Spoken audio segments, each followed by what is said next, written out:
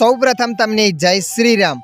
આજના આ વિડીયોમાં હું તમને જણાવવાનો છું ઇન્સ્ટાગ્રામનું અકાઉન્ટ કાયમી માટે ડિલીટ કેવી રીતના કરવું। હા મિત્રો, તમે પણ તમારા ઇન્સ્ટાગ્રામ અકાઉન્ટ કાયમી માટે ડિલીટ કરવા માંગો છો તો આ વિડીયો તમારા માટે। તો ચાલો આપણે વિડીયો પર આગળ વધીએ। સૌપ્રથમ તમારા મોબાઈલમાં ઇન્સ્ટાગ્રામ એપને ઓપન કરી લેવાની છે। ઇન્સ્ટાગ્રામ એપને ઓપન કર્યા પછી તમારે નીચે પ્રોફાઇલ દેખાશે તો તમારે પ્રોફાઇલ પર ક્લિક કરી દેવાની છે। પ્રોફાઇલ પર ક્લિક કરશો ત્યારે તમારું અહીંયા અકાઉન્ટ બતાવશે। તમે જે પણ અકાઉન્ટ ડિલીટ કરવા માંગો છો એ અકાઉન્ટને સિલેક્ટ કરી લેવાનું છે। તો આ અકાઉન્ટ હું તમને ડિલીટ કરીને દેખાડું છું।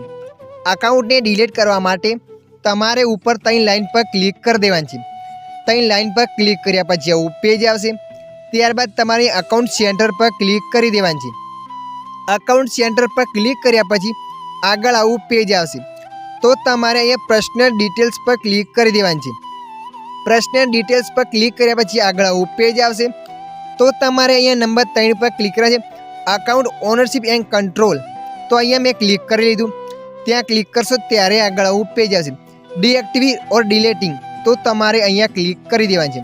તમે ત્યાં ક્લિક કરશો ત્યાં આગળ તમારા ઇન્સ્ટાગ્રામની આઈડી બતાવશે। તો તમારે અહીંયા આઈડી પર ક્લિક કરી દેવાની છે। ઇન્સ્ટાગ્રામની આઈડી પર ક્લિક કર્યા પછી આગળ આવું પેજ આવશે।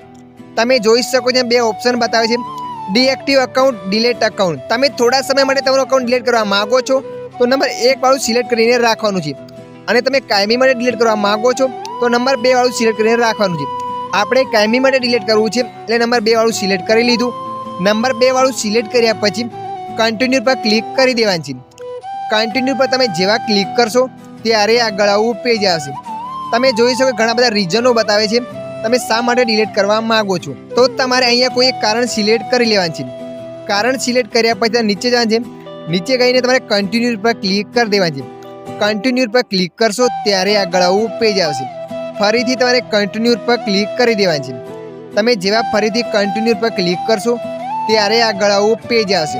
તમે જોઈ શકો છો લખે પાસવર્ડ। તો મિત્રો, જે પણ તમારા ઇન્સ્ટાગ્રામ અકાઉન્ટનો પાસવર્ડ છે એ પાસવર્ડ અહીંયા એન્ટર કરી દેવાનો છે। પાસવર્ડ યાદ નથી તો આપણી ચેનલમાં વિડીયો મળી જશે પાસવર્ડ ચેન્જ કેવી રીતના કરો, યાદ ના હોય તો પણ। તો અહીંયા હું મારો પાસવર્ડ એન્ટર કરી દઉં છું। તો અહીંયા મેં પાસવર્ડ એન્ટર કરી દીધું। પાસવર્ડ એન્ટર કર્યા બાદ તમારે કન્ટિન્યુ પર ક્લિક કરી દેવાનું છે। તમે જેવા કન્ટિન્યુ પર ક્લિક કરશો ત્યારે આગળ આવું પેજ આવશે। તમે જોઈ શકો છો ઉપર કન્ફર્મ પરમેનન્ટ અકાઉન્ટ ડિલીટિંગ। આ અકાઉન્ટ તમારું કાયમી માટે ડિલીટ થઈ જશે। તો તમારે અહીંયા ડિલીટ અકાઉન્ટ પર ક્લિક કરી દેવાનું છે।